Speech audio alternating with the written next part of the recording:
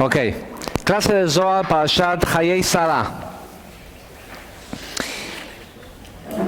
En el final de la porción de la semana pasada, en la Torah, aparece esta idea de, este evento de la atadura de Isaac, ¿sí? Akedat Isaac, en donde supuestamente Dios le pide a Abraham que sacrifique a su hijo.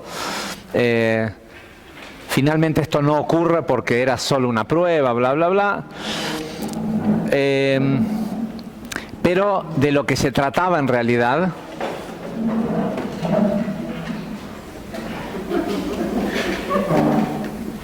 quietos.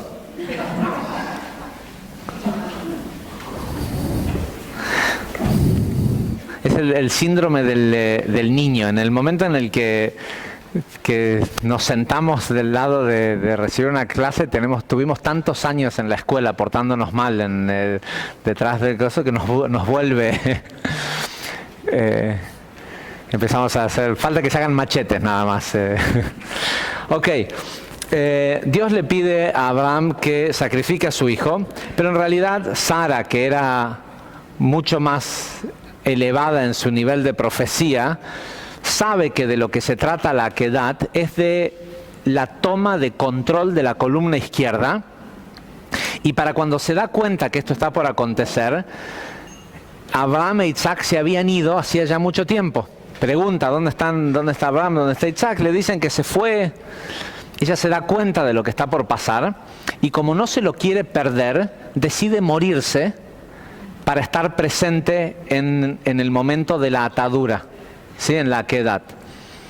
Porque de esta forma no tiene la limitación del cuerpo y puede estar presente en este momento histórico.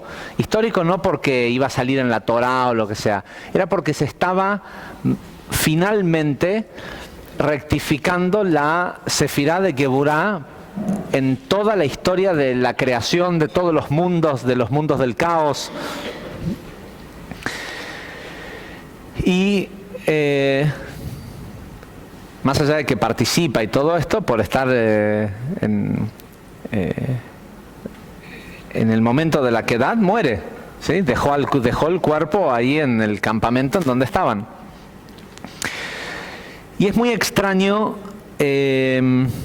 Primero es extraño, la parashá empieza diciendo Ve'ayu hayei Sarah mea shana, dice, y Sara vivió. Hoy no vamos a explicar lo de los años porque lo hemos explicado ya en muchos otros años anteriormente, pero está como mal escrita la parashá esta, por lo menos el encabezado, porque empieza diciendo, la traducción acá dice, Sara vivió 127 años. Y eso que esto es un sidur, un Humash ortodoxo, ¿sí? ¿Qué vamos a dejar en evidencia a Dios que escribió mal la Torah? Más vale hagamos una traducción que lo haga quedar bien a Dios, o a Moshe en todo caso por haberla escuchado mal, y le ponen, en el versículo 1 dice, Sara vivió 127 años. Pero eso no es lo que dice el texto en hebreo. El texto en hebreo dice, y fue la vida de Sara, mea shana, 100 años en singular, be'esrim shana, 20 años, y 20 fueron 100 años y 20 años, ve'sheva shanim, y 7 años, los 7 años sí están en plural, Shnei hayei Sarah, las 2 vidas de Sara. Todo eso es el versículo 1 que en la traducción al español escribieron, Sara vivió 127 años, los años de la vida de Sara. ¿Sí? Se ve que la verdad buena onda el traductor no quiso que Moshe quede mal por haberlo escrito de esa forma. Después se van a enojar conmigo porque es un señor que vive acá cerquita en Palermo, la persona que hizo la traducción de este libro. Pero es sorprendente porque este Humash es de una comunidad ortodoxa de acá de Argentina. En fin, ya lo explicamos en otra clase de Zohar donde entramos en qué son los 100 años, qué son los 20 años, pero también es claro que no es lo mismo que algo pequeño puede valer mucho y algo que parece mucho puede no valerlo. ¿Sí? Como 100 años, hay mucha gente que vive muchos años al vicio. ¿Sí? Y gente que vive poco, ¿sí? Rabbi Nachman de Breslev, el Ari, el Ramjal, los grandes cabalistas han vivido poquitos años y han hecho cosas. Y hay gente que vive, ¿sí? Que vive mucho tiempo.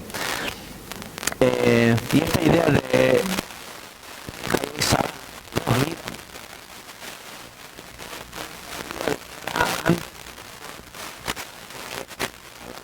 a su hijo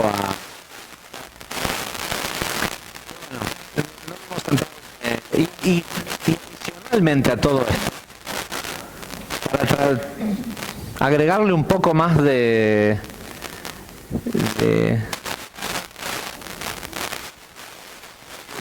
la extraña forma en cómo la Torá relata la muerte de Sara. Dice que falleció en Kiryat Arba, lo que ahora conocemos como Hebrón, desde Beersheba, que era donde estaba con sus alumnos. Dice que después de la quedad de la atadura de Isaac, vino para honrar a Sara con un sermón fúnebre y a llorarla. Pero en la forma en cómo está escrito a llorarla, denota que poco. ¿Sí? Capaz que no la quería tanto. ¿Sí? Y su hijo Isaac ni siquiera vino. Se quedó en... ¿sí? Hay que entender que estos tzadikim sabían que Sara estaba con ellos en el momento de la quedá. Todo el cuerpo vacío no vale nada. O vale algo si la persona es un tzadik, pero no necesariamente el valor que por ahí nosotros le podemos llegar a dar. En esos dos versículos la Torá describe la muerte de Sara, ¿sí? La madre de la gran matriarca. Y después cuando se muere Abraham pasa lo mismo, no hay mayor... nadie sufre demasiado porque alguien se muera en la Torá.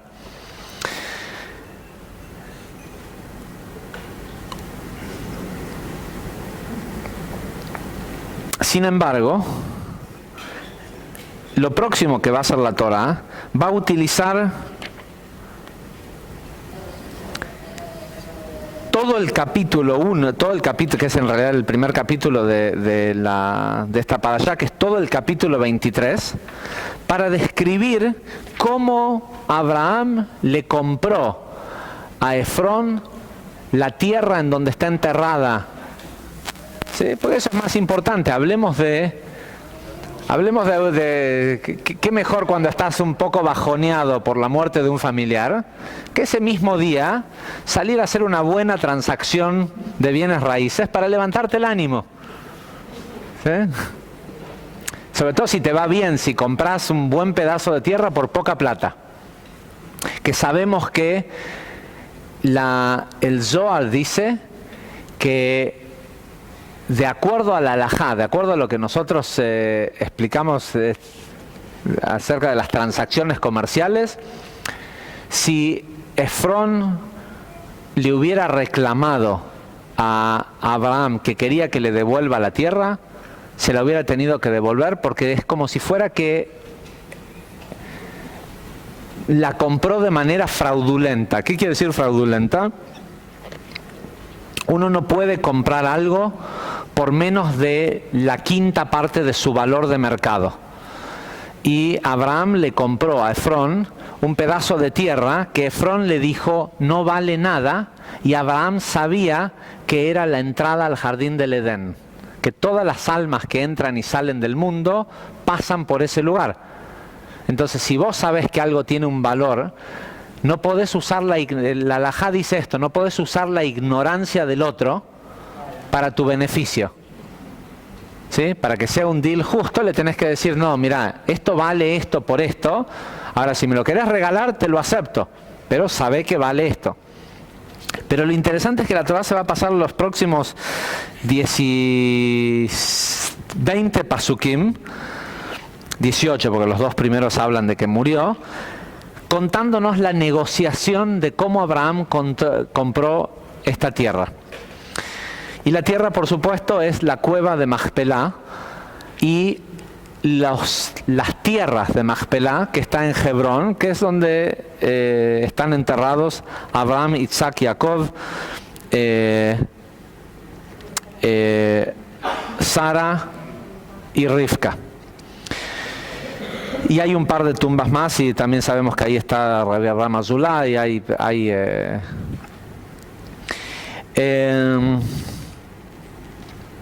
y sin duda el que ha estado en este lugar sabe que es un lugar que vibra distinto al resto del mundo.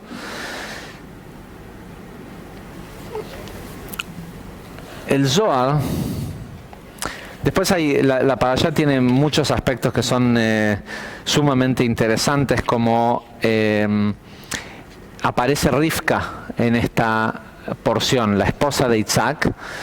3 años después de la muerte de Sara, Abraham manda a su sirviente a buscar una esposa para Isaac, que tenía 40 años en este momento, y le trae una nena de 3 años. ¿Sí? Rivka tenía 3 años cuando ella misma, según dice la Torá, decidió que se iba a ir con este señor extraño, ¿sí? Con el sirviente de Abraham, para casarse con Isaac. Y hay un montón de... por otro lado, casualmente, ¿cuándo había nacido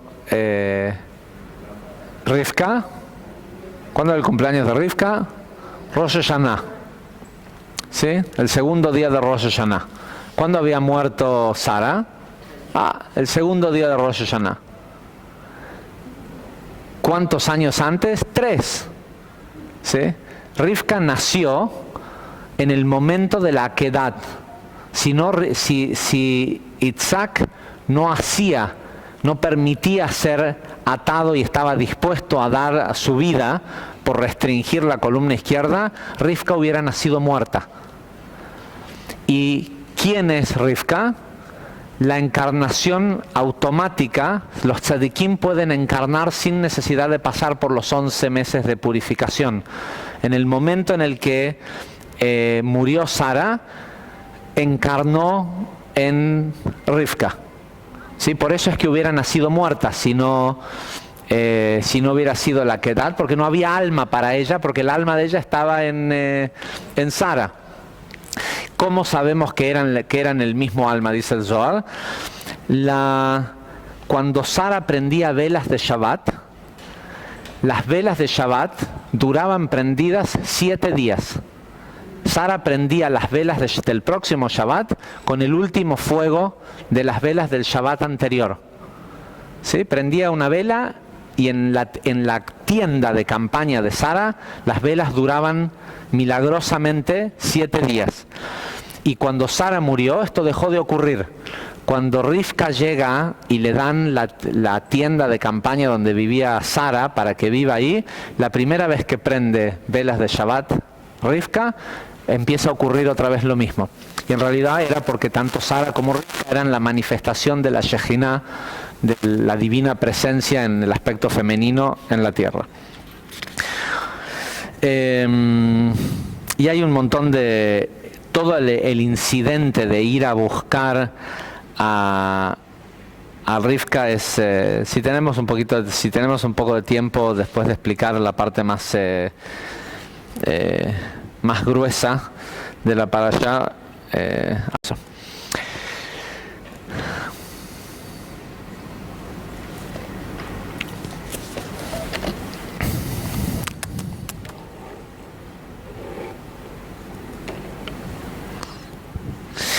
El Zohar dice lo siguiente respecto a esta transacción. Lo interesante de la transacción es que Abraham está un día persiguiendo a una oveja, o una cabra, creo que era, que se le había escapado. La cabra se mete adentro de una cuevita y cuando Abraham entra a la cueva siente el olor del jardín del Edén. Dice que ve una luz que sale desde esta cueva y siente el olor del jardín del Edén.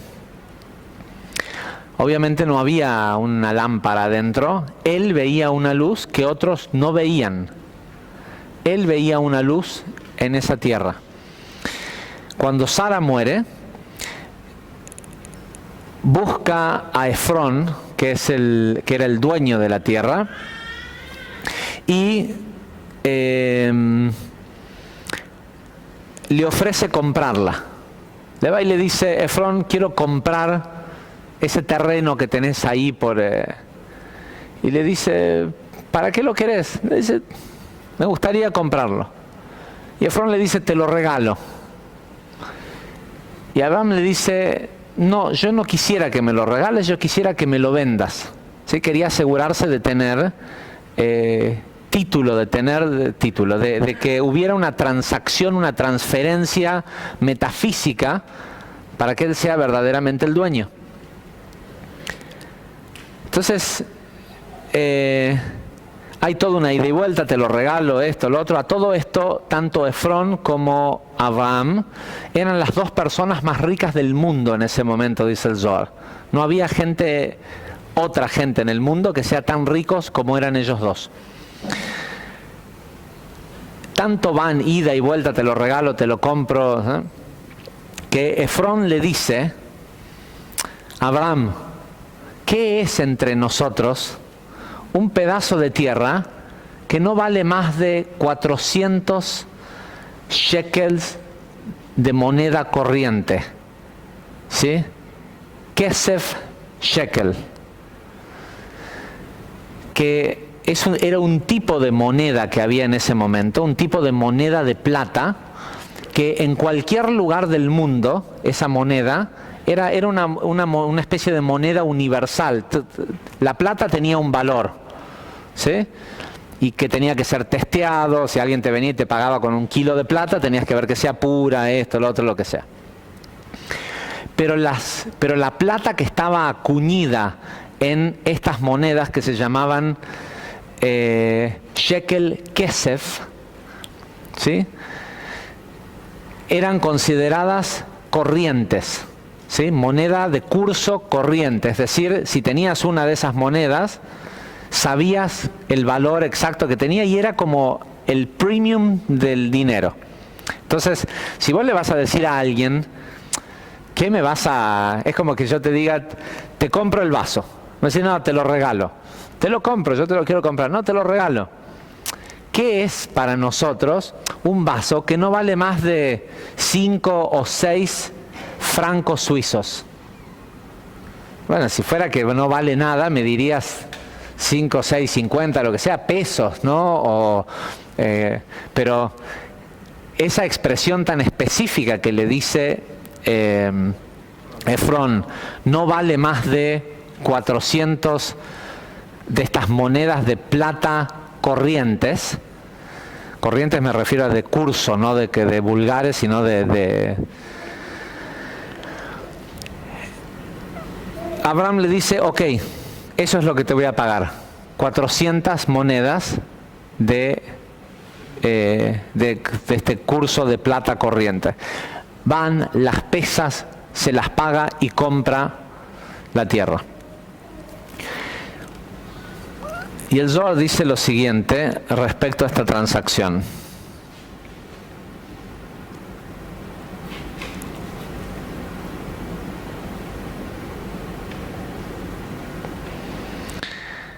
el título de la sección en el Zohar, que es el capítulo 15 de esta parashá, el versículo 94, se llama 400 shekels.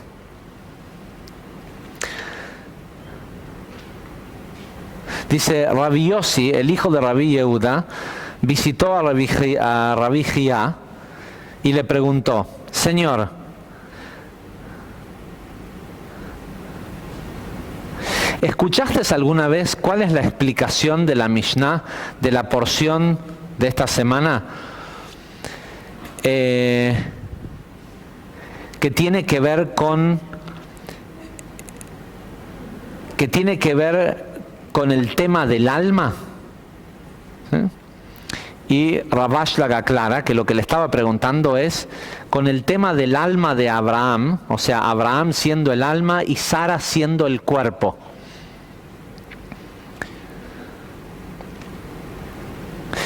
Y Rabbi Jia le contestó,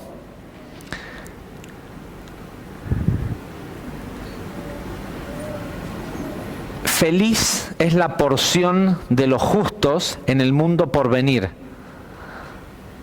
puesto que la Torá que hay en sus corazones es como un gran río, como un gran caudal o una gran corriente de agua. Aunque alguien trate de bloquearla, las aguas son tan poderosas que rompen ese bloqueo y crean pequeños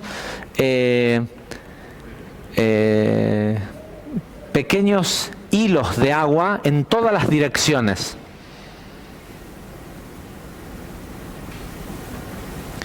Ven y escucha.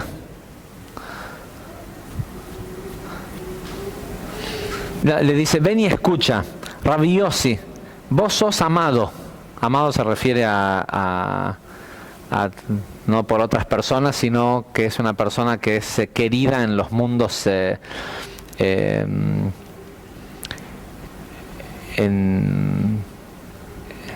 hacia la creación, ¿sí? Y por eso te voy a explicar acerca de esta porción que aparece en las Escrituras. Cuando sea en el momento de la resurrección de los justos, Dumá es uno de los ángeles, aparece muy de vez en cuando en el Zohar, es el nombre de uno de los ángeles jefes, de los ángeles regentes sobre otros ángeles, como es Metatrón, ¿sí? Y tiene una función específica. Dumá nunca entra al cuerpo de un hombre después de su muerte, hasta que el alma de esta persona le muestra una letra que es una señal que recibió de los ángeles en el jardín del Edén. ¿Sí? Cuando una persona adquiere una cierta elevación espiritual y entra en el jardín del Edén, los querubim, ¿cómo se dice en español?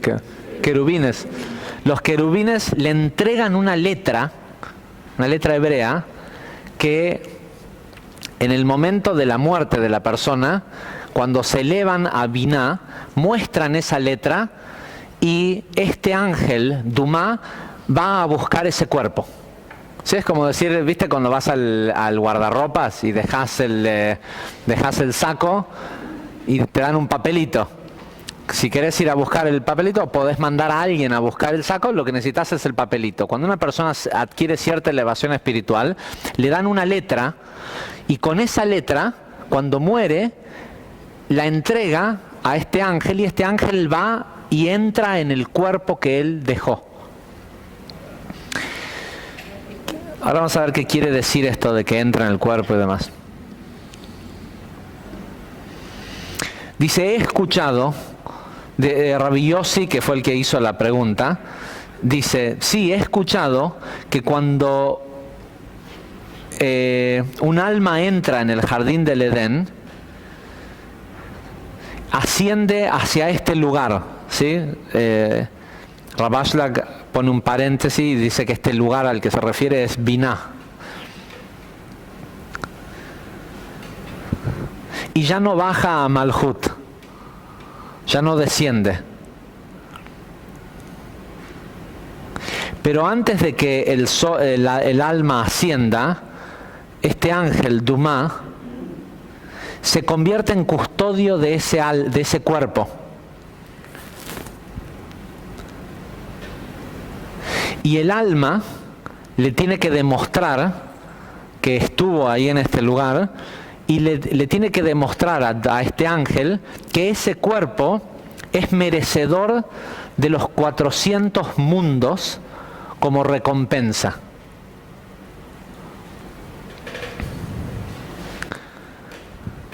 Rabbi Hia escucha esto y le disputa estos dichos. Sin embargo, Rabbi Elazar dice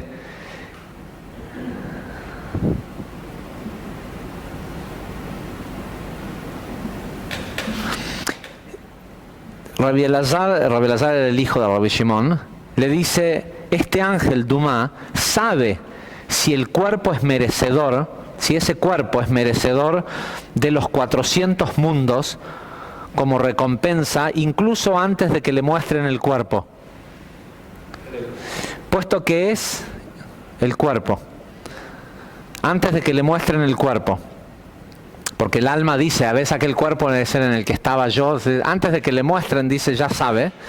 Dice, porque lo anuncian en el jardín del Edén. Cuando muere un tzadik, una persona, un justo, anuncian que quién es y que ahí viene el alma y que ahí dejó este cuerpo que tiene que ser, que Dumá tiene que ir a recogerlo, por decirlo de alguna forma.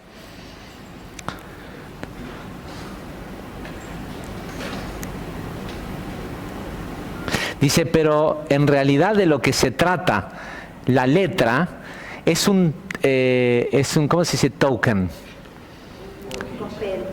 Un cospel, una ficha, ¿sí? Que le dan para que la tenga para poder volver a entrar a ese cuerpo, ¿sí? En el momento de la resurrección, en el momento de Tchiat HaMetim. Todos los cuerpos que fueron ocupados por una persona que mientras estuvo en ese cuerpo logró llevarlo a la santidad o a ser un tzadik, le dejan, es como decir, tenés una ficha que solo un cospel que solo entra en esa ranura, en ese teléfono, ¿se acuerdan los cospeles de teléfono? Bueno, esa letra hace que si el tipo quiere volver a ese cuerpo, ese es el token, ¿sí? La ficha para entrar.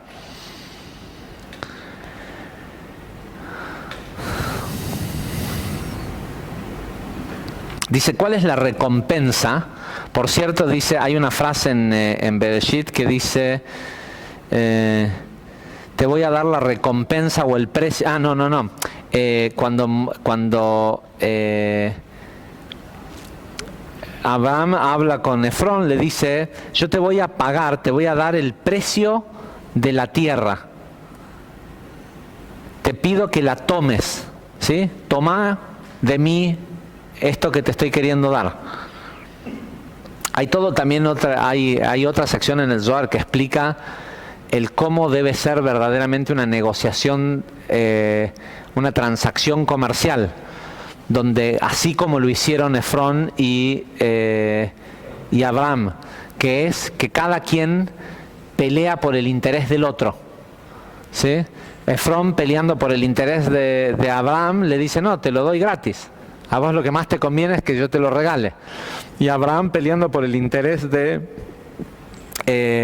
Efrón, le negocia pagarle hasta un precio que sea justo, hasta que escucha qué quiere decir justo. Y en realidad Abraham, cuando escucha este precio, sabe que este precio es justo, no por la cantidad de peso en oro, sino por lo que representa para Efrón. Aparte conviene aclarar que cuando la Torá habla de la tierra de Macpelá, la cueva de Macpelá en las planicies de Macpelá de Efrón elitita, la palabra Efrón aparece sin la letra Vav. Se pronuncia igual, pero no tiene la letra Vav, y el valor numérico de la palabra Efrón sin la letra Vav es 394. ¿Sí? La letra Vav simboliza Zeirampin, ¿sí? De los 4 letras del nombre de Dios, representa el mundo de formación, el sistema emocional, las 6 sefirot emocionales, y el valor numérico de la letra Vav es 6. Y es, en el orden del nombre Yud-Kei Vav-Kei, es el que corresponde al mundo de formación. Después de la transacción, la Torá llama a Efrón con la letra Vav. Y cuando uno dice en hebreo cuál es la gematria de algo, lo que está diciendo es cuánto vale. ¿Sí? ¿Cuánto vale Efrón? 400. Si bien era el hombre más rico del mundo, o uno de los 2 hombres más ricos del mundo, ¿cuánto valía él esos 400 shekels? Porque esa fue la única transacción que él había hecho en su vida que le dio valor a él como persona, por cómo Abraham lo llevó a la negociación. ¿Sí? El lograr una negociación justa con otra persona es algo que puede corregir toda la vida de una persona. Y ¿de qué estamos hablando? De que lo que estaba queriendo comprar Abraham eran los 400 niveles o los 400 mundos. Hay 4 mundos, el Yud-Kei Vav-Kei representa 4 mundos: nación, creación, formación y acción, y adentro de cada uno de estos mundos hay 10 sefirot. ¿Sí? Y dentro de estos mundos, de cada una de estas sefirot, hay otros 10 sub-sefirot. Entonces hay 400 niveles, que son los 400 niveles de los que hablamos en la cuenta del Homer. ¿Sí?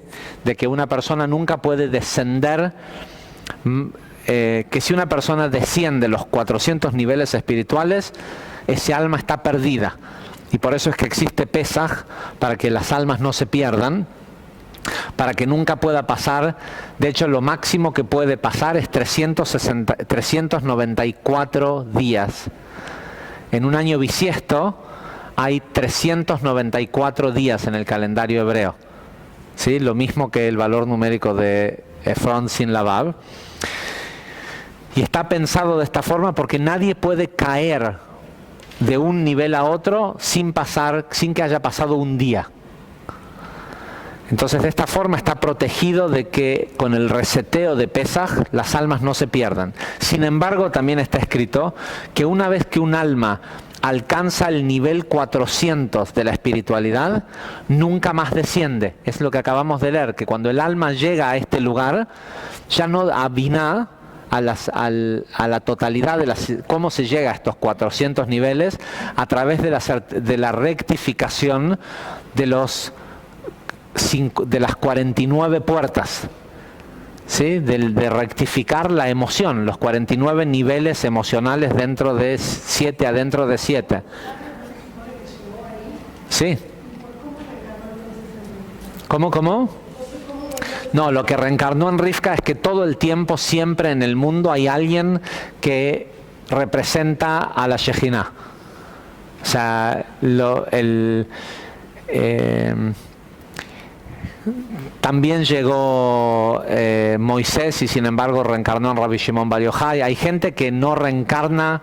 Reencarnar es, yo utilicé a lo mejor el término reencarnación. Reencarnar es algo que ocurre por tikkun, para corregir.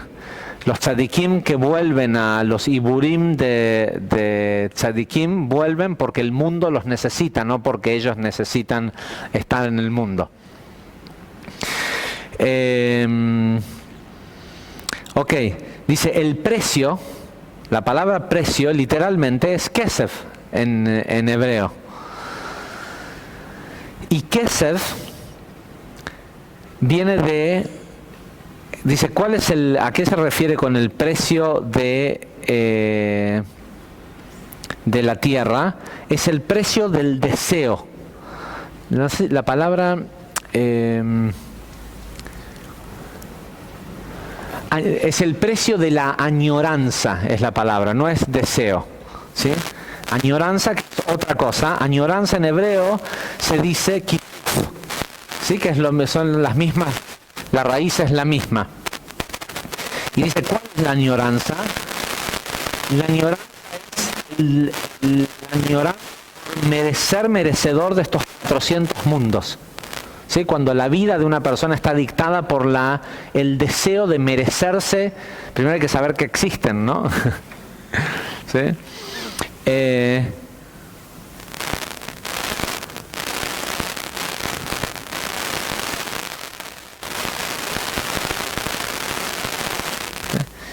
Dice que la persona tiene que en su vida tener añoranza de cruzar todos estos 400 mundos. Ok, seguimos ahora, vamos a las conclusiones en un ratito.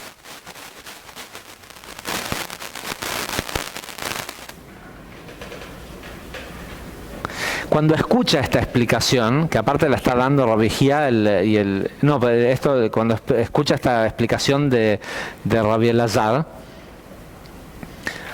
Rabbi Yossi dice,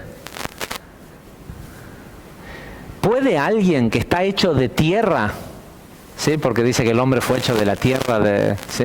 ¿Puede alguien que está hecho del polvo de la tierra merecer como premio la luminosidad de 400 mundos? 400 mundos. ¿Quién puede merecer algo así? No solo quién puede merecer, ¿quién puede soportar semejante luminosidad?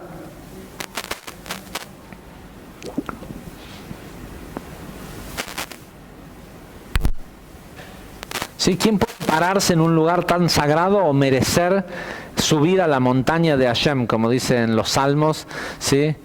Mi aleve ha Hashem. ¿Sí? ¿Quién puede estar en un lugar tan alto?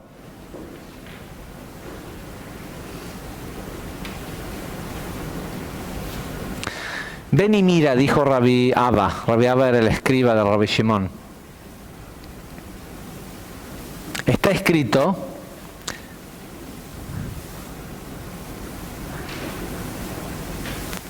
y Abraham escuchó el corazón de Efrón, ¿sí? Escuchó que lo que él quería era 400, pero cuando escuchó que le dijo, ¿qué es para nosotros algo que vale no le pudo decir 450 o 350? Dice que cuando le dijo la palabra 400, lo que escuchó que el corazón de Efrón le decía, ya tengo toda la plata del mundo, ¿para qué quiero un pedazo más de tierra? Yo lo que quiero es es el mérito de merecer los 400 niveles, los 400 mundos. ¿Sí? Y dice que Abraham lo escuchó. Y por eso pesó dice, cuando dice la Torá que pesó el oro, la plata, lo que estaba haciendo era que estaba pesando la añoranza que Efrón tenía de estos mundos. Porque estos 400 shekels de los que habla la Torá son los 400 niveles del placer y el deseo.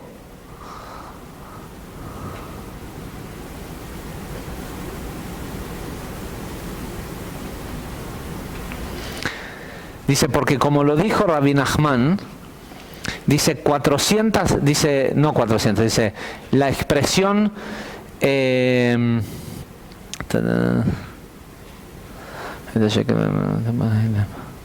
¿sí? La expresión Arba'a meot shekel kesef significa aquel que atraviesa las 400 puertas sin ser detenido. Dice que cuando una persona muere y su alma empieza a ascender, en cada uno de los 400 niveles se fijan si él tiene este nivel, ¿sí? Y empiezan desde Malhut, ¿sí? Él empieza a elevarse y se fijan si en todos los niveles del mundo de las acciones... ¿Se desconectó algo? ¿Sí? Se fijan si él está... si es dueño de la llave que abre esa puerta.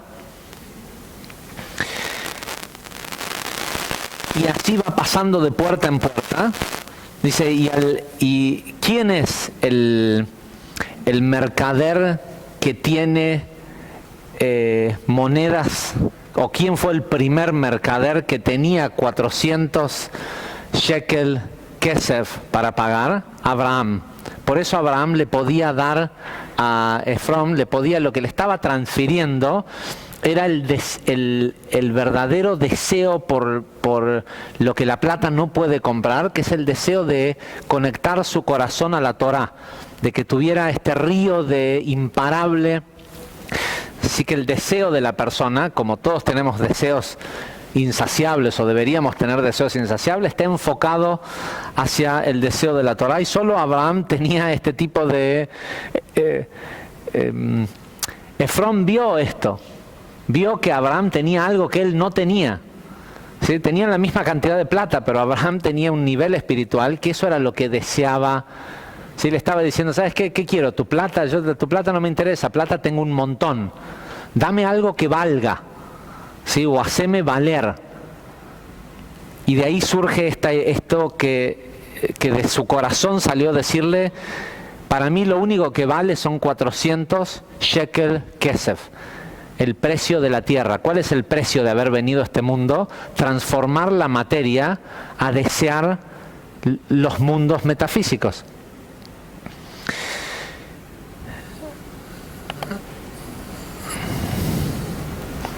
Dice, porque el justo, cuando el que transó en su vida con justicia, cuando tiene que pasar las puertas, tiene cada uno de los niveles, y eso se refiere al trabajo espiritual que nosotros hacemos, es la rectificación de cada una de nuestras 10 sefirot, o de los 4 mundos, de la emanación, la creación, la formación y la acción, en cada uno de sus subniveles. Y cómo se llega, de donde se empieza, es desde la rectificación de la emoción. ¿Sí? Porque la emoción es el único de los mundos que no tiene 10 niveles. Todos los otros mundos son sefirot, son parsufim completos de por sí. Jochma es un parsuf completo, es una sola sefirá, y como es redonda y es perfecta, tiene 10 niveles interiores y 10 subniveles. Binah también, y Malhut también. Zeirampin tiene 6. ¿Sí? Y de lo que se trata el trabajo espiritual, por eso se le llama espiritualidad, Ruhanut, es la corrección del nivel de Ruach, del espíritu, que es la corrección de la emoción. ¿Cómo se corrige la emoción? Agregándole 3 sefirot adicionales, que es intelecto, ¿sí? Desarrollando lo que se conoce como inteligencia emocional, que la emoción no sea un sistema de acople de vibraciones externas, sino que tengan su propia inteligencia. La mayoría de la gente del mundo funciona emocionalmente desde el acople de... ¿saben lo que es cuando algo se acopla, no? cuando tenés un transformador, una cosa eléctrica, algo que irradia una cierta frecuencia de energía, si hay algo idéntico en forma al lado, se acoplan y empiezan a vibrar de la misma forma, aunque el otro no esté transmitiendo. La igualdad de forma hace que se igualen en vibración. La mayoría de la gente del mundo vive acoplándose al consciente colectivo. Y la gente que ha crecido espiritualmente es la gente que le ha agregado inteligencia a la emoción. Es decir, que la emoción responde a Jochma, Binah y Da'at corregido y no está librado al azar. Cuando dije Da'at todos pusieron cara de... Sí. Da'at es necesario para cuando la corrección de Da'at pasa por la identificación de la Klipa Noga, de saber que las cosas no son buenas o malas, las cosas están siempre en el borde de lo malo y lo sagrado. ¿Sí?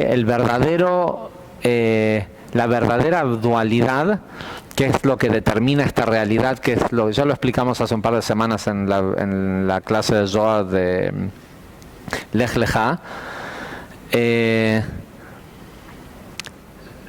Para la gente que nos sigue en el aula virtual, ya quedan todas publicadas, ¿no? Entonces pueden entrar y revisar esto más atrás.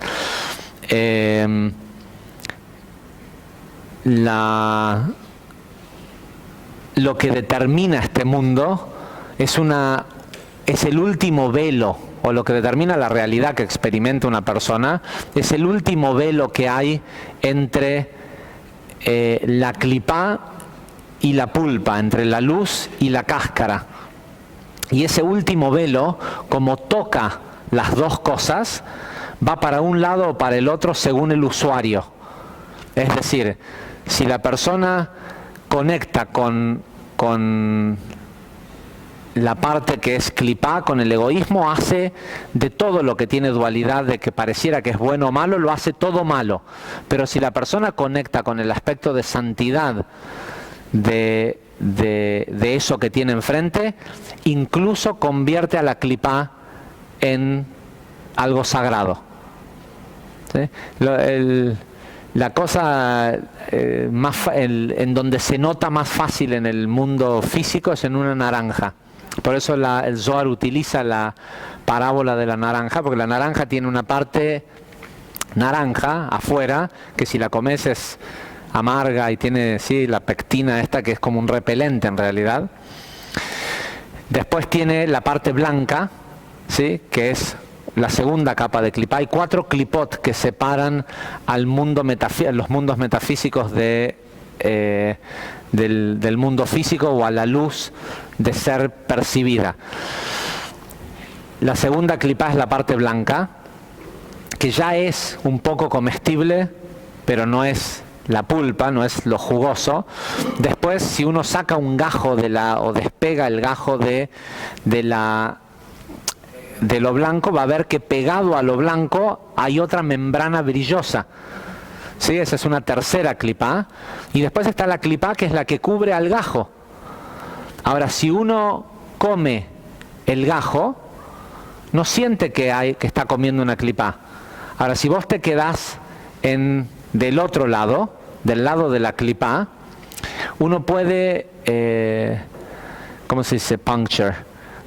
Uno puede hacer, si uno le hace un hueco a una naranja, puede exprimir la naranja y sacar jugo de ahí adentro. ¿Puede sacar todo el jugo por el hueco? No. No, después la cortás y le sacás, hay más jugo. ¿Sí? Y toda la clipá, toda la cáscara se llena de jugo. Y vos podés llegar a pensar que que la cáscara no es tan mala, tal vez la de afuera sí, pero que las otras no son tan malas. Todo esto. Sin embargo, no es la pulpa. Los distintos niveles de entendimiento de la Torá son igual. está el pshat, que decís, pero este Dios es tremendo, manda a matar a la gente. Después decís, no, pero el Midrash dice que... Y podés llegar a pensar que, bueno, la Torah no es tan mala. ¿Sí? No, o Dios no es tan malo desde los otros niveles de interpretación de la Torah. Pero la pulpa es la pulpa. Si vos la comés extraída de todo el aspecto de clipá, vas a estar comiendo solo pulpa. E incluso esa última clipá deja de ser clipá y se convierte en parte de lo jugoso. Ahora, si vos perforás eso, sí, la parte blanca se llena de líquido y pareciera que no es tan malo. Y la mayoría de la gente del mundo vive la vida desde la clipá, diciendo el egoísmo no es tan malo. ¿Sí?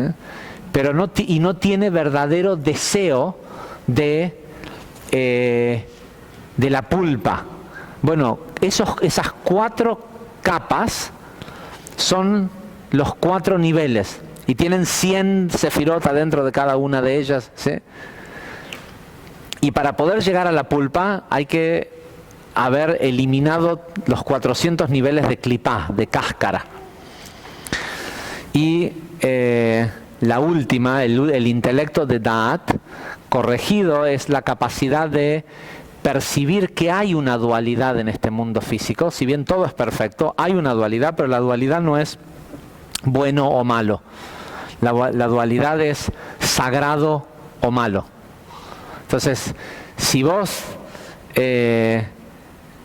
podés percibir el mundo desde esta forma, sabiendo que malo es Ra, y Ra es Ratzon Atzmi, deseo egoísta, y no hay nada sagrado en el deseo egoísta, ¿sí? Si podés percibir esta dualidad y te vas hacia lo sagrado, incluso el deseo egoísta va a servir a lo sagrado. Pero no pienses que desde el deseo egoísta, sí, parece que igual estoy comiendo el jugo, la fruta, mientras hay deseo egoísta, no es realmente pulpa, no hay sagrado desde lo egoísta. Y de lo que se trata la vida física en este mundo es de agregarle intelectos sagrados a la emoción.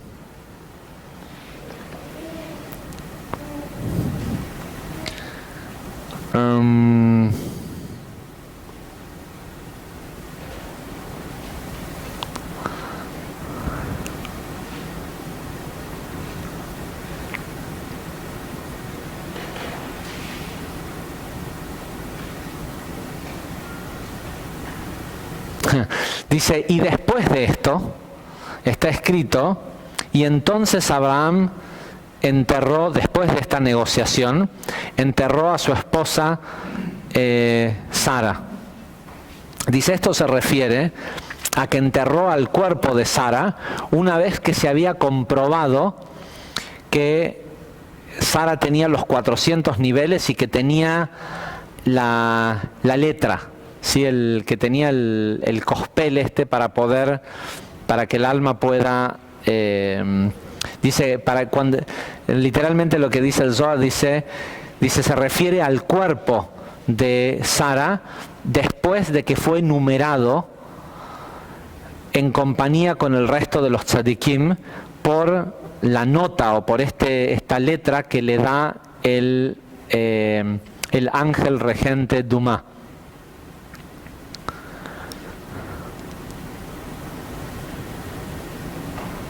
Dice, Rabbi Itzhak dice, he escuchado también, o he aprendido también, que todos los cuerpos que han sido visitados y registrados o numerados por este ángel Dumá, son aquellos que resucitarán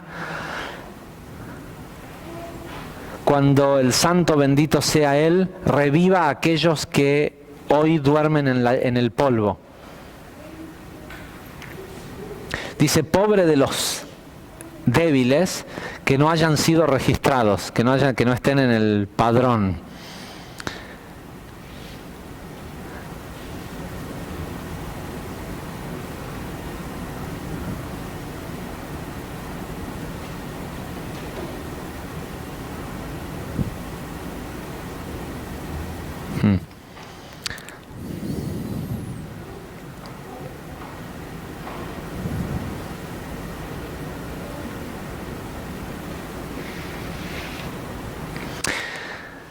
No sé si vale la pena seguir con esta sección. Bueno, sí, mínimamente.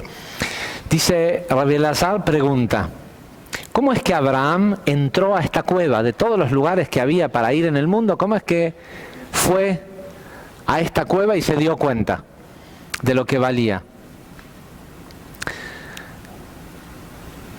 Sabemos que estaba, dice, corriendo detrás de un ternero,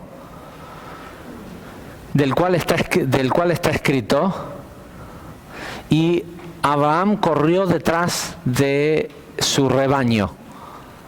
Que aparte Abraham tenía que estar corriendo detrás del rebaño con la plata que tenía, no tenía un pastor que le... ¿sí? Pero tenía este aspecto de apreciación, ¿sí? No era solo un ternero más, era un ternero, había que ir a buscarlo. Dice, y cuando Abraham corrió detrás, es decir, salió de la comodidad, o sea, no es que porque él tenía plata y era millonario y todo esto no se involucraba en su negocio, dice, porque Abraham corrió detrás del ternero, fue que vio lo que vio. Dice, otra de las razones es que sabemos que Abraham rezaba todos los días. Y cuando salió a los campos, percibió una fragancia que tenía perfumes celestiales. Y vio un resplandor, una luz que salía de la cueva. Entonces entró y rezó en este lugar. Y en ese lugar se le manifestó el santo, bendito sea él, Dios, y le habló. Y como resultado de esto, Abraham quería la cueva. Dice, pero sin embargo, reprimió totalmente el deseo por ella. ¿Sí?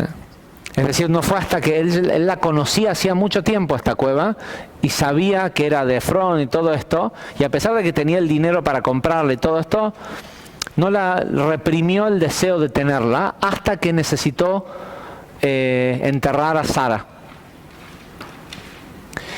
Y te podés preguntar, dice, ¿quién era el que hablaba? Dice Rabbi Elazar, te podés preguntar, ¿por qué esperó tanto tiempo? Si él podía comprar lo que sea que quisiera comprar. Y la razón por la cual esperó tanto tiempo es porque él no tenía ninguna necesidad de comprarla. ¿Qué quiere decir no tenía ninguna necesidad de comprarla?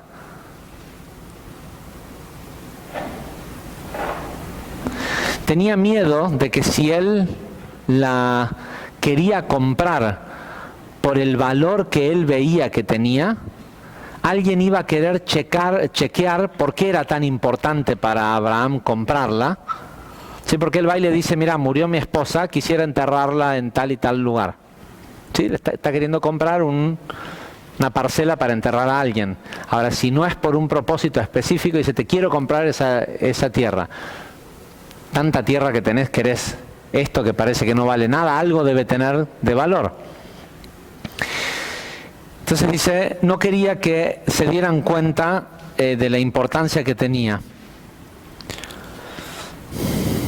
Y ahora que sí la necesitaba, bueno, llegó el momento en el que fue y preguntó.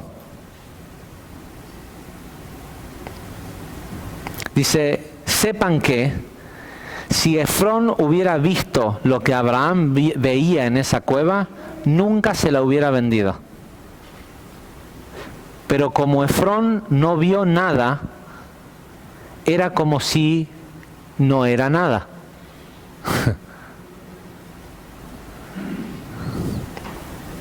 Porque nada se le revela excepto a aquel que es su verdadero dueño. Y esto es algo que es de todo esto que hablamos anteriormente, este es el gran punto. y ustedes que sobre todo el año pasado que pusimos tanto énfasis en enfocarnos en los aspectos de la parashá de la semana solo desde la emanación y que ¿sí? El entender que lo que ve la persona que recibió la emanación no lo ve nadie más. Entonces el que todo el mundo te diga de que no es bueno y esto y lo otro, no es cierto. Lo que pasa es que los demás no ven lo que vos ves en eso porque no son sus verdaderos dueños.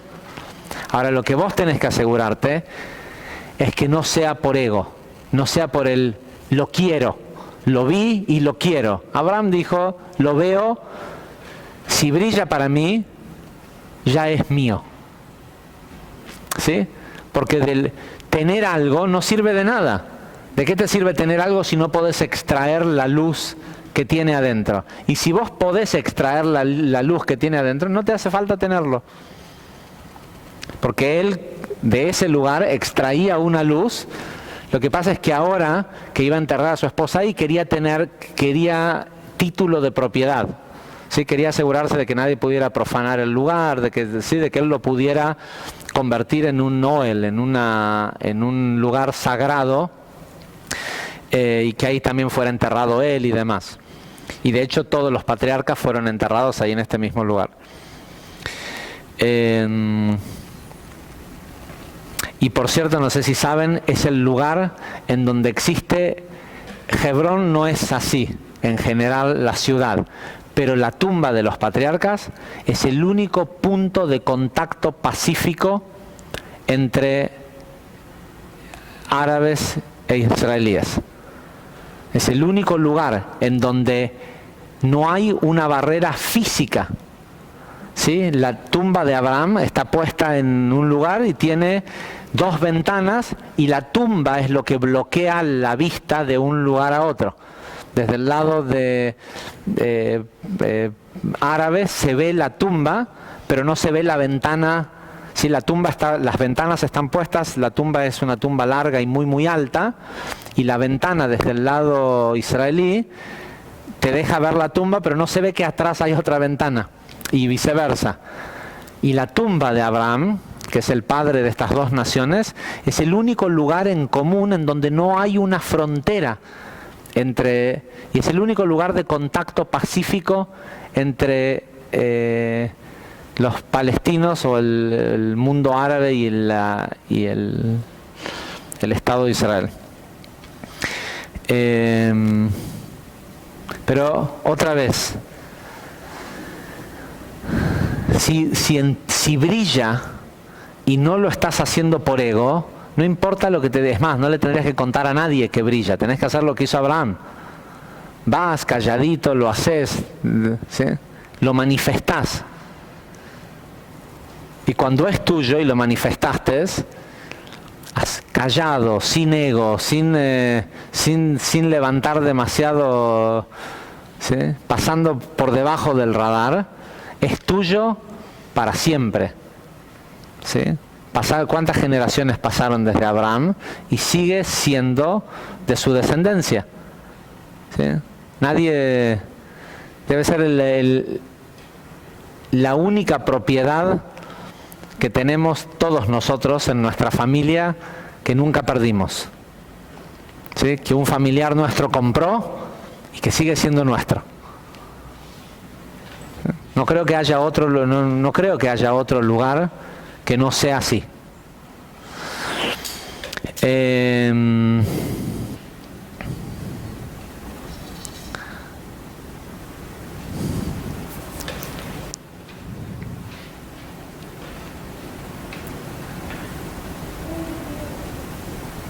Dice, puesto que este lugar se le revelaba solo a Abraham y no a Efrón.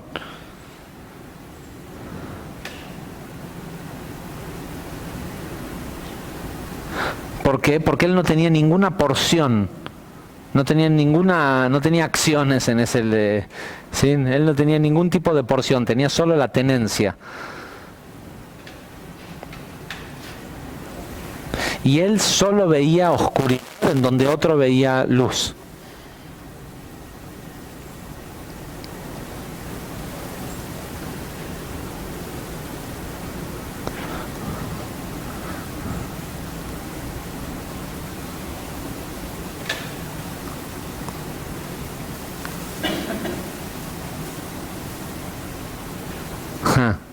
Y por eso, dice, por eso le vendió a Abraham algo que Abraham ni siquiera le había mencionado de comprarle.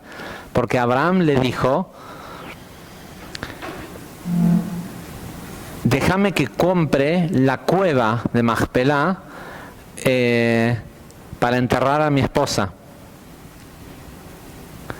Por el precio completo que me estás pidiendo. Y no mencionó la tierra de alrededor. La cueva era un espacio bastante chico. Y Efrón le dijo, ¿sabes qué? Te doy la cueva, te doy el terreno, te doy toda esa porquería. ¿De qué me sirve? ¿Sí? Si me das si me das esa parte que a mí me falta, te doy todo lo otro.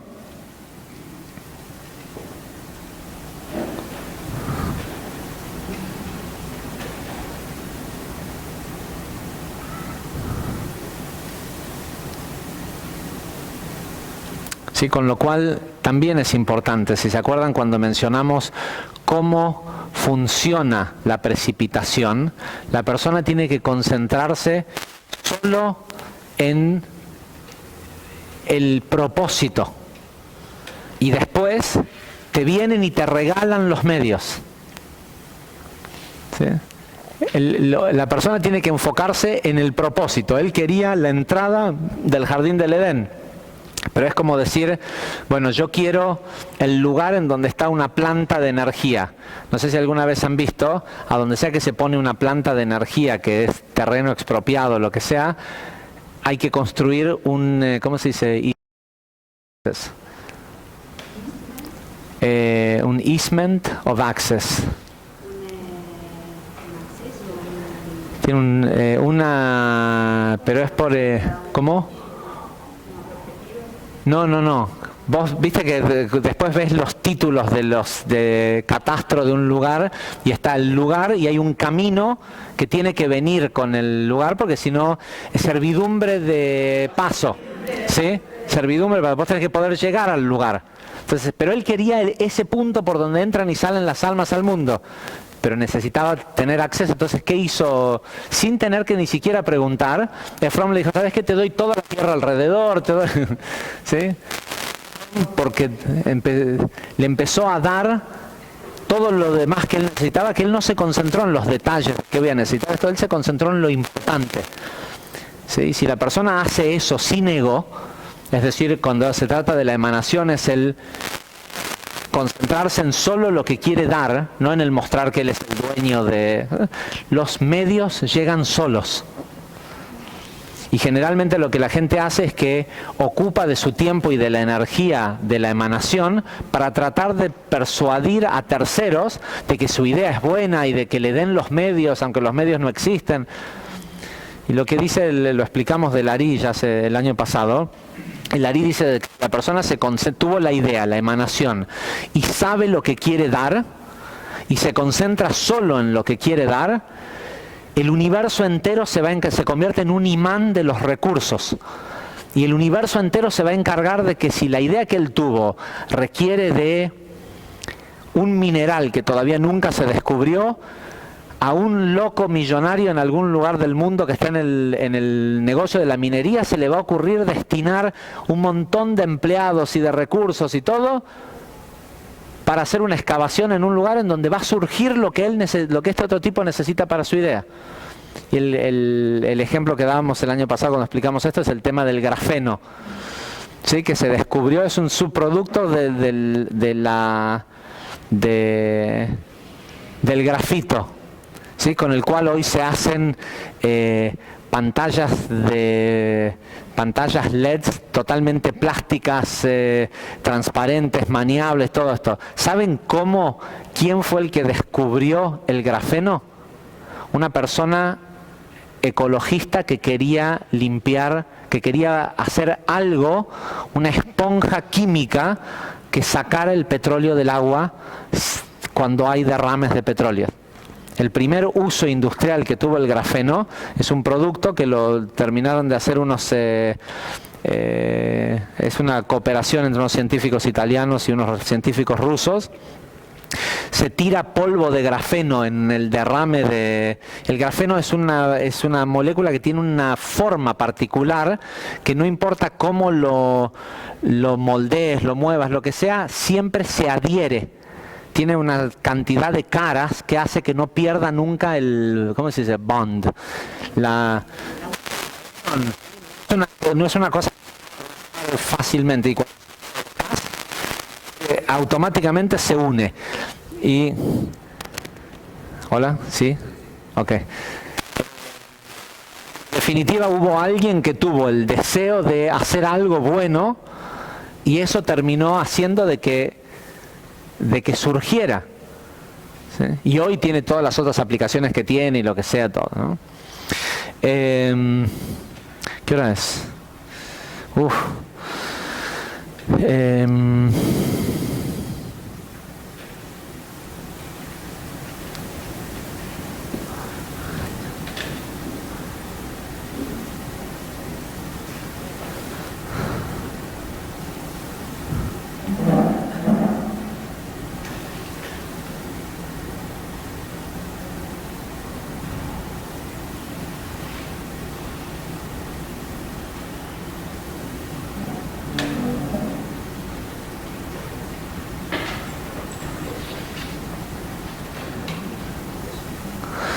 Ok, entrar en lo próximo es largo y complejo, pero y porque ya es bastante tarde, esta parashá también es conocida dentro del... y es muy particular porque siempre en la semana que se lee esta parashá es la Hilulá de Rabbi Avraham Azulay. Y Rabbi Avraham Azulay es la única persona que entró al jardín del Edén a través de la cueva de Machpelah y salió vivo. Sí, la historia cuenta que el regente otomano sobre Israel un día fue a visitar la tumba de Abraham y en el lugar en donde hay una rosa ahora, que es donde en la entrada a lo que es la cueva, así el lugar por donde supuestamente entran y salen las almas, se asomó y se le cayó su espada y le pidió a sus soldados que le fueran a buscar la espada y nadie quería entrar porque sabían que el que entra en este lugar no sale. Y no sabe quién entra en la puerta del jardín del Edén, a quién le da ganas de salir. La cosa es que el regente otomano dijo, bueno, manden a un judío que vaya a buscarme la espada. Y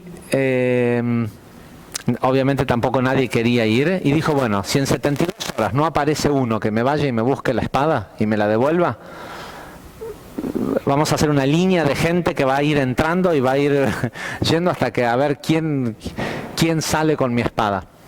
Y Rabbi Avraham él se ofreció a ser él quien la fuera a buscar.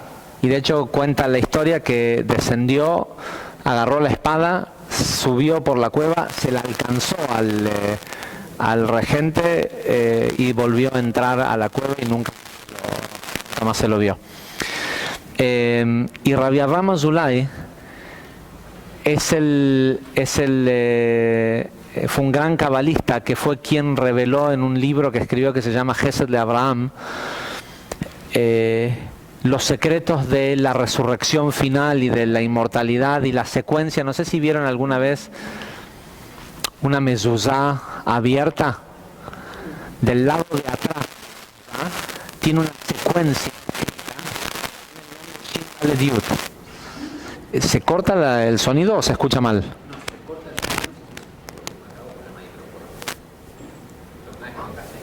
Sí, entonces lo que pasa es que tiene una rosquita que este no tiene, que esto es para...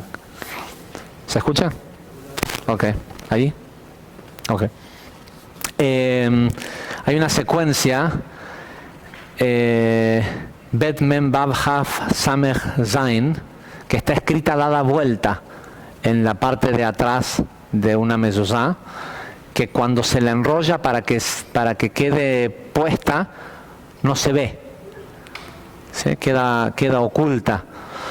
Y Rabbi Avraham Azulay explicó que esta secuencia es la secuencia con la que se va a resucitar, con la que este ángel va a venir y va a levantar a los justos.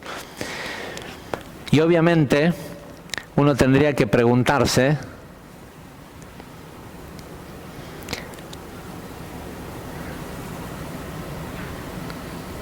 ¿hace falta ese cuerpo? ¿Sí? No podría nacer, no podría, si todos los tzadikim, toda la gente, todas las almas corregidas tienen que volver al mundo, ¿no podrían materializar un nuevo cuerpo? Si han llegado al punto de haberse desmaterializado del mundo físico y estar más allá de toda limitación, ¿hace falta ese cuerpo? Y la respuesta es sí. Ese cuerpo es la prueba del trabajo que ellos hicieron. Nuestros cuerpos, por eso los cuerpos de los tzadikim no se desintegran, porque en cada célula de nuestro cuerpo hay una memoria descriptiva de la corrección que hiciste. ¿Sí? Cada cuerpo es una muestra del estado de corrección de la persona. Y ese último cuerpo, y esa persona, ¿no encarnó acaso en muchísimos cuerpos antes que ese? ¿Por qué solo vale ese último? Porque es que es el último antes de no tener que volver a encarnar. Y porque es la prueba. ¿Sí? Y la pregunta que tenemos que hacernos es, ¿nuestro cuerpo físico es la prueba de nuestro deseo de atravesar, de que el día que tengamos que mostrar la llave de cada una de las 400 puertas, ¿sí? ¿Nuestro cuerpo físico es la prueba de que somos poseedores de esas llaves? Y seguramente para nosotros que estamos acá sentados, la respuesta es no. ¿Sí? Cada defecto, cada profanación que le hemos hecho o que le hacemos a nuestro cuerpo, que mientras estamos vivos puede ser restaurado. ¿Sí? Cada kilo de más, cada cicatriz, cada cosa que tiene nuestro cuerpo, que no es un cuerpo perfecto, es la muestra de nuestra falta de deseo por perfección. ¿Sí? Sé que por ahí suena así, cada kilo de más. Es así. ¿Sí? ¿Por qué engorda una persona? Porque tiene miedo. ¿Sí? Porque tiene miedo. La conciencia animal le dice a la conciencia del animal es fortificarse para defenderse. Una persona que no tiene miedo no necesita sentirse físicamente más fuerte. ¿Sí?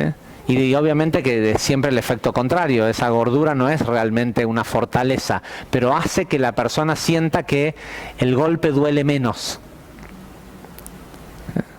Toda expresión física que tenemos que no es la expresión de un cuerpo perfecto, es una muestra de carencia.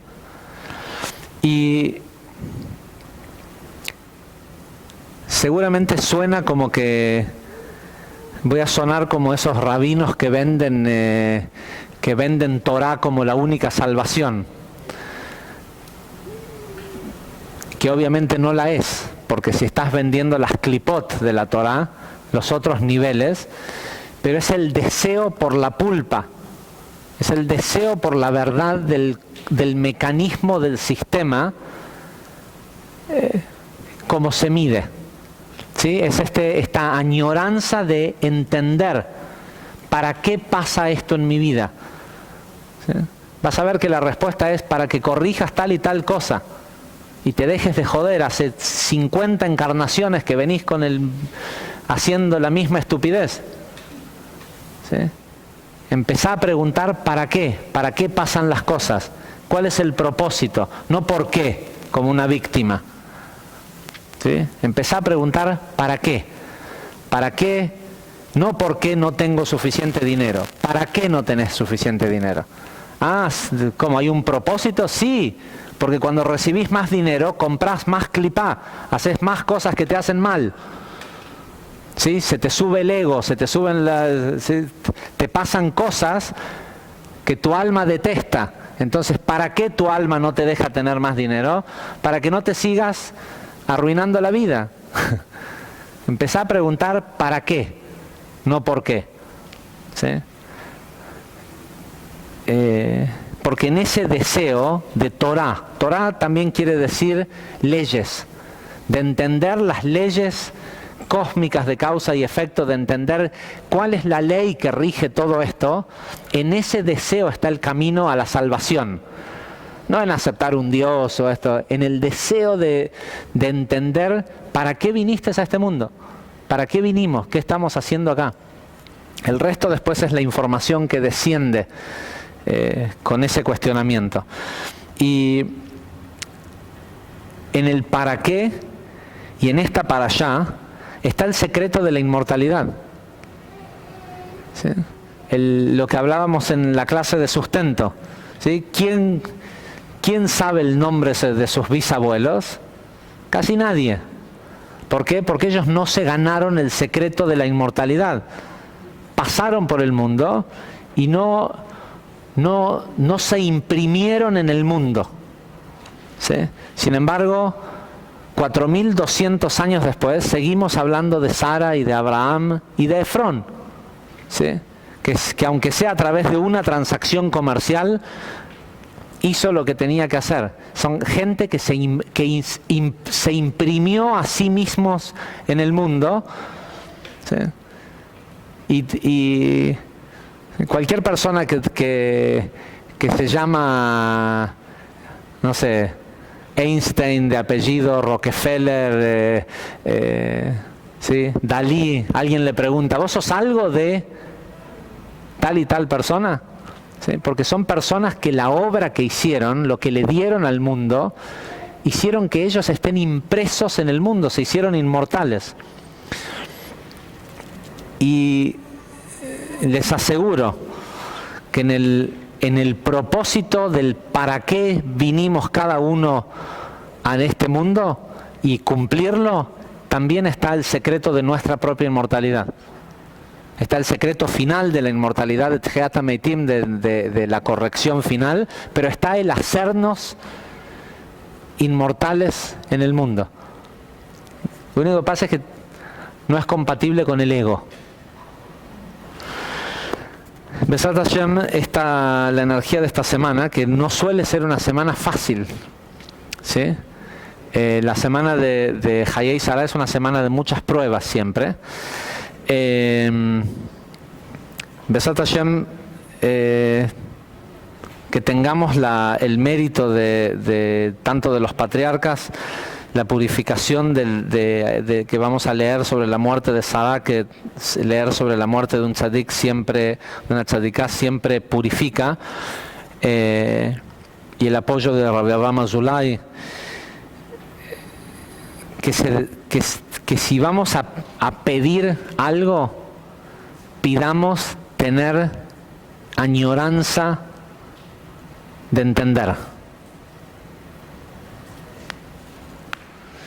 Y Besat Hashem nos van a ir dando las llaves.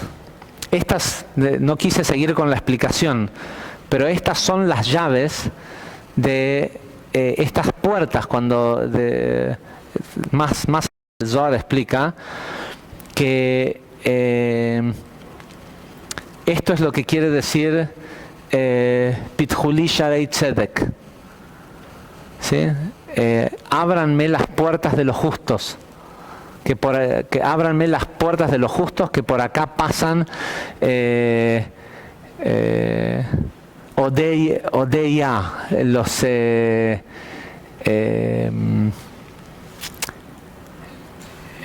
los que conocen Yud-Kei, ¿sí?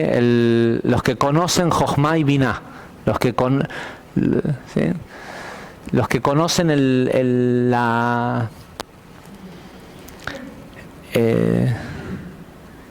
el plan que hay detrás de todo esto. Hay un plan.